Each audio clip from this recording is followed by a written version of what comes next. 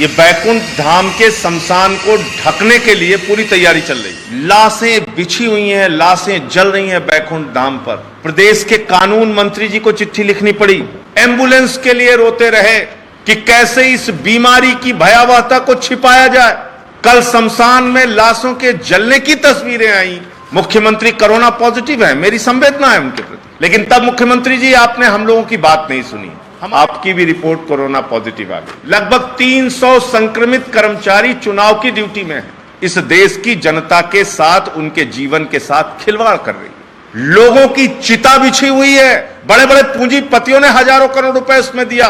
PM cares के पैसे से खरीदे गए वेंटिलेटर में ऐसा घोटाला कि उसमें प्रेशर ड्रॉप होता है। खतरनाक स्थिति का हमको आपको कोई अंदाजा नहीं है।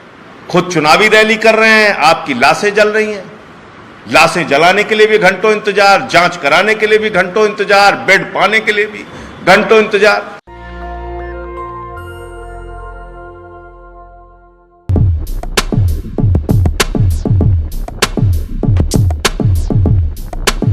आज लखनऊ में एक वीडियो वायरल हो रहा है सुबह से कि जो बैकुंठ धाम शमशान है उसको ढांकने की तैयारी हो रही है। यह है वो वीडियो, मैं आपको दिखाना चाहता हूं। पूरी सरकार इस बात में लगी हुई है कि कैसे शमशान को ढका जाए। ये बैकुंठ धाम के शमशान को ढकने के लिए पूरी तैयारी चल रही है। ये देख लीजिए आप। और ये क्यों चल रही है, ये तैयारी क्यों हो रही है? क्योंकि कल एक भयावह तस्वीर लखनऊ की आई जिसमें लाशें बिछी हुई हैं, लाशें जल रही हैं बैकुंठ धाम पर। ऐसी भयावह तस्वीर आई जहां पर कि आप उस दृश्य को देख के बर्दाश्त नहीं कर सकते। आज हालत यह है, प्रदेश के कानून मंत्री जी को चिट्ठी लिखनी पड़ी। यह कानून मंत्री जी की चिट्ठी है, ब्रजेश पाठक जी की। वो लखनऊ के विधायक हैं, माननीय कानून मंत्री हैं उत्तर प्रदेश सरकार के, और उनके क्षेत्र में रहने वाले पद्मश्री पुरस्कार से सम्मानित योगेश प्रवीण जी को घंटों एम्बुलेंस नहीं मिल पाई। एक मंत्री के कहने के बावजूद, सीएमओ को कहने के बावजूद उनको एम्बुलेंस का इंतजाम नहीं हो पाया, उनकी जान चली गई। जिलाधिकारी लखनऊ का वीडियो वायरल हुआ जिसमें जिलाधिकारी ने साफ तौर पे कहा रोडों पे मौत हो रही है, रोडों पे लोग मर रहे हैं। और एक बहुत ही दुखदाई खबर आई, एक पूर्व जिला जज हैं रमेश चंद्रा जी, उनकी पत्नी 64 वर्षीय उनकी पत्नी, वो अपनी पत्नी के लिए, बेड के लिए रोते रहे, बिलखते रहे, चीखते रहे,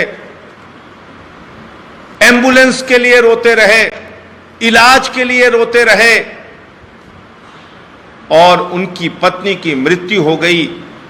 मृत्यु के बाद अपनी पत्नी की लाश को ले जाने के लिए एक पूर्व जिला जज गिड़गिड़ाता रहा कि एम्बुलेंस आ जाए, मेरी पत्नी की लाश तो लेते जाओ।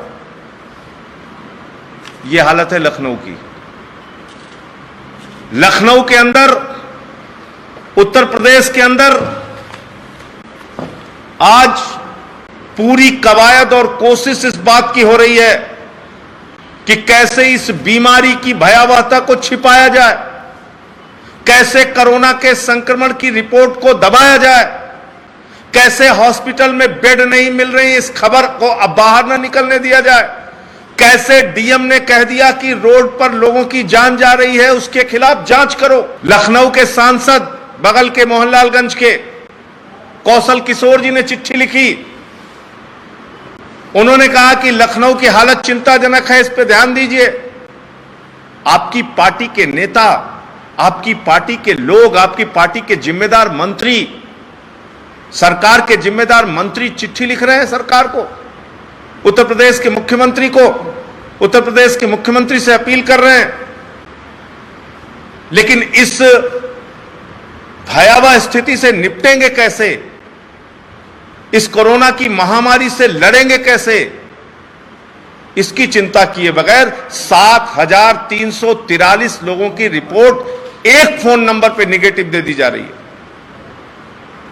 कल शमशान में लाशों के जलने की तस्वीरें आई, तो आज शमशान को ढकने के लिए सुबह से बड़ी बड़ी चादरें लेके पूरी टीम जुटा दी गई है। मैं उत्तर प्रदेश की भारतीय जनता पार्टी की सरकार से, आदित्यनाथ जी की सरकार से कहना चाहता हूं, अगर इतनी मेहनत आपने बेड का इंतजाम करने में की होती, अस्पताल बनाने में की होती, ऑक्सीजन और वेंटिलेटर के इंतजाम में की होती, तो शायद आज शमशान को छिपाने की जरूरत नहीं पड़ती आपको। लेकिन जब आपको कार्रवाई करनी थी, उस वक्त आपने क्या किया? आज उत्तर प्रदेश के मुख्यमंत्री कोरोना पॉजिटिव हैं, मेरी संवेदना है उनके प्रति। मैं ईश्वर से प्रार्थना करता हूं वो जल्द स्वस्थ हों और स्वस्थ होकर वो पुनः उत्तर प्रदेश की जनता की चिंता कर सकें और काम कर सकें। मैं उनके लिए प्रार्थना करता हूं। लेकिन मुख्यमंत्री जी, मैंने आपको चिताया था, मैंने आपसे अपील की थी, मैंने आपसे निवेदन किया था कि आप जिस पार्टी के अपने नेता के संपर्क में आए हैं, सुनील बंसल जी के संपर्क में आए हैं, उन्होंने ट्विटर पे जानकारी दी है कि उनको कोरोना पॉजिटिव हो गया है और उनके संपर्क में जितने भी लोग थे वो कोरोना के नियमों का पालन करें, यानी अपने आप को आइसोलेट कर लें। लेकिन तब मुख्यमंत्री जी आपने हम लोगों की बात नहीं सुनी, हमारे निवेदन को नहीं सुना। आपके स्वास्थ्य की चिंता भी आपने नहीं की, आपके अधिकारी जो आपके अगल बगल रहते हैं उनके स्वास्थ्य की चिंता भी आपने नहीं की।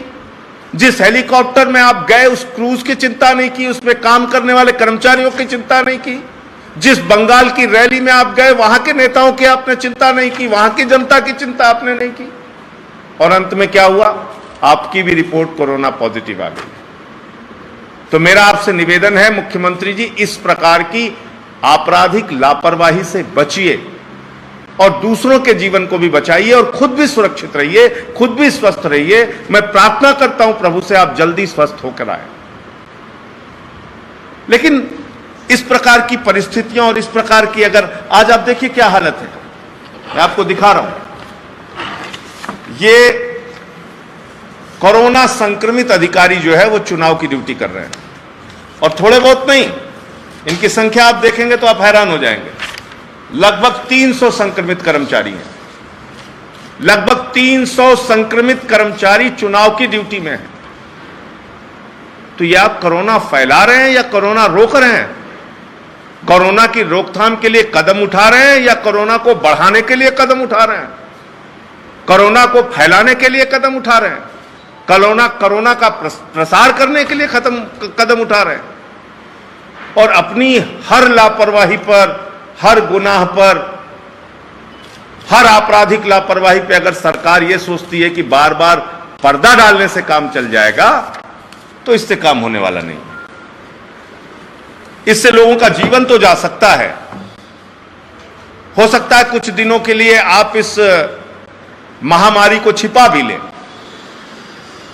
लेकिन इससे मैं बहुत साफ तौर पे कहना चाहता हूं मुख्यमंत्री जी से और उत्तर प्रदेश की सरकार से, भाजपा के नेताओं से, कि ऐसा करने से आप उत्तर प्रदेश की जनता के जीवन को नहीं बचा पाएंगे, बल्कि आप उनके जीवन के साथ जानबूझकर खिलवाड़ कर रहे हैं। और कहीं ना कहीं पूरी की पूरी भारतीय जनता पार्टी ऊपर से लेकर नीचे तक इस देश की जनता के साथ, उनके जीवन के साथ खिलवाड़ कर रही है। हमारे देश के प्रधानमंत्री बहुत अच्छा उपदेश देते हैं, बहुत अच्छा भाषण देते हैं, लोगों को तमाम सलाह देते हैं, ऐसे ना करो, ऐसे ना करो, इससे घर से ना निकलो, बच के रहो, भीड़ में ना रहो। और अगले ही क्षण बंगाल के चुनाव की रैली में व्यस्त हो जाते हैं। देश के गृह मंत्री बड़ा बड़ा रोड शो कर रहे हैं बंगाल में, लोगों की चिता बिछी हुई है, प्रधानमंत्री और गृह मंत्री को चुनाव की चिंता सता रही है। एक तरफ चिता है, दूसरी तरफ चुनाव है, लेकिन चुनाव की चिंता है, लोगों की चिता की चिंता नहीं है, लोगों की जान की चिंता नहीं है। पीएम केयर्स फंड बना था, आपको याद होगा, पता नहीं याद है कि भूल गए आप लोग। हजारों करोड़ रुपए उसमें इकट्ठा हुआ, बड़े बड़े पूंजीपतियों ने हजारों करोड़ रुपए उसमें दिया। उस वक्त इतने भी ऐसे भी आरोप लगे कि चीन की कंपनियों से पीएम केयर्स फंड में चंदा लिया गया, और उस पीएम केयर्स फंड के एडमिनिस्ट्रेशन को देखने का काम पीएमओ का ज्वाइंट सेक्रेटरी करता है, जो कि एक चैरिटेबल ट्रस्ट है। और मैं अपनी तरफ से कुछ नहीं कह रहा हूं, उनकी वेबसाइट पे आप चले जाइएगा, पीएम केयर्स की वेबसाइट पे। इसमें क्या लिखा हुआ है, दो खबरें मैं आपको दिखाऊंगा। इसमें क्या लिखा हुआ है, ये पीएम केयर्स की वेबसाइट पे लिखा हुआ है कि पीएम केयर्स फंड से 2000 करोड़ रुपए 50,000 ventilator, made in India ventilator खरीदने के लिए दिए गए। पूरे देश में 50,000 वेंटिलेटर खरीदने के लिए सरकारी अस्पतालों में, केंद्र के अस्पताल, राज्य के अस्पताल और केंद्र शासित राज्यों के सरकारी अस्पतालों को 50,000 वेंटिलेटर पूरे देश में दिए गए पीएम केयर से, और उसके लिए 2000 करोड़ रुपए दिया गया, और 1000 करोड़ रुपए माइग्रेंट लेबरर्स के लिए दिए गए, और 100 करोड़ रुपए वैक्सीन बनाने के प्रयोग के लिए दिए गए, उसके रिसर्च के लिए दिए गए। ये पीएम केयर्स की वेबसाइट पे पड़ा है, मैं अपनी ओर से कुछ नहीं कह रहा हूं। अब आ जाइए, इसकी सच्चाई देखिए आप। राजस्थान में ये पीएम केयर्स के फंड से भेजे गए वेंटिलेटर की हकीकत है, ये शमशान में दलाली का सच है, ये लोगों की जिंदगी के साथ खिलवाड़ करने के घोटाले का सच है, उसके घपले का सच है। राजस्थान में जो वेंटिलेटर पीएम केयर्स के माध्यम से भेजे गए, उसमें से 90 से 95% वेंटिलेटर फॉल्टी हैं, खराब हैं। वेंटिलेटर में भी घपला, वेंटिलेटर में भी घोटाला। पीएम केयर्स के पैसे से खरीदे गए वेंटिलेटर में ऐसा घोटाला कि उसमें प्रेशर ड्रॉप होता है। उस वेंटिलेटर का इस्तेमाल जिस व्यक्ति की जिंदगी के लिए किया जाएगा, उसकी तो जान चली जाएगी प्रधानमंत्री जी। इसका हिसाब पूरी की पूरी भारतीय जनता पार्टी को और इस सरकार को, देश के प्रधानमंत्री को देना चाहिए, जो पीएम केयर्स के फंड को लेके सीना ठोक के कहते थे कि इसको कोरोना की महामारी से लड़ने के लिए इस्तेमाल किया जाएगा। यह इस्तेमाल हो रहा है। पीएम केयर्स के फंड में वेंटिलेटर की खरीद में घपले और घोटाले का यह मामला सामने आया है। इस पर देश के प्रधानमंत्री को और उनकी पूरी सरकार को, जो पीएम केयर्स को जस्टिफाई करने में लगी थी, उनको जवाब देना चाहिए। और मैं अंत में सिर्फ इतना कहना चाहता हूं कि आज जो परिस्थितियां उत्तर प्रदेश में हैं, इसमें तत्काल प्राइवेट नर्सिंग होम्स के बेड को सरकार अपने कब्जे में ले, वहां पर ऑक्सीजन बेड बनाए, वहां पे वेंटिलेटर बेड बनाए, वहां पे आईसीयू बेड बनाए, क्वारंटाइन करने के लिए बैंक्वेट्स का, बड़े बड़े होटल्स का, उसको भी हॉस्पिटल में कन्वर्ट करने का काम सरकार करे, स्टेडियम को भी ऑक्यूपाई करके वहां भी वेंटिलेटर और ऑक्सीजन बेड बनाने का काम सरकार करे। जल्द से जल्द इंतजाम कर लीजिए, क्योंकि इस बार के वायरस की खतरनाक स्थिति का हमको आपको कोई अंदाजा नहीं है। नहीं आए थे इतने केस पिछली बार। 1,99,000 से 2 लाख से ज्यादा केस एक दिन में। जब केसेस 1 लाख हुए थे, पूरे देश में हाहाकार मच गया था। अब जैसे लग रहा है कुछ हुआ ही नहीं। चुनाव की रैली में शिवराज सिंह जी व्यस्त हैं, चुनाव की रैली में प्रधानमंत्री जी व्यस्त हैं, चुनाव की रैली में गृह मंत्री व्यस्त हैं, चुनाव की रैली में पूरे के पूरे भारतीय जनता पार्टी के नेता व्यस्त हैं। आप लोगों के जीवन के साथ खिलवाड़ कर रहे हैं। नॉर्वे के मुख्यमंत्री का एक उदाहरण मैं देख रहा था, एक वीडियो। नॉर्वे की प्रधानमंत्री ने अपने बर्थडे की पार्टी में 10 की जगह 13 लोगों को बुला लिया। 1,75,000 रुपए भारतीय करेंसी के हिसाब से उनके ऊपर फाइन किया वहां की पुलिस ने। प्रधानमंत्री पे पुलिस ने फाइन किया और यह लिखा कि अगर किसी सामान्य व्यक्ति ने 10 व्यक्ति से ज्यादा के नियम को तोड़ा होता तो शायद एक बार हम उन्हें माफ कर देते, लेकिन देश की प्रधानमंत्री होते हुए भी आपने नियमों को तोड़ा, इसलिए आपके ऊपर यह फाइन किया जा रहा है। यह है रूल ऑफ लॉ, यह है देश का कानून जो सर्वोपरि है। लेकिन हमारे प्रधानमंत्री और गृह मंत्री जब खुद ही भीड़ इकट्ठा कर रहे हैं, कह रहे हैं लोग आओ इकट्ठा हो, कोरोना बांटो, तो आप क्या उम्मीद कर सकते हैं? कैसे लोग कोरोना से लड़ाई लड़ रहे हैं? कैसे इस महामारी में अपनी जिम्मेदारी का परिचय दे रहे हैं? आज किसी व्यक्ति ने बड़ा दुखी होकर मुझे मैसेज किया था कि हम लड़े ही कब अस्पतालों के लिए?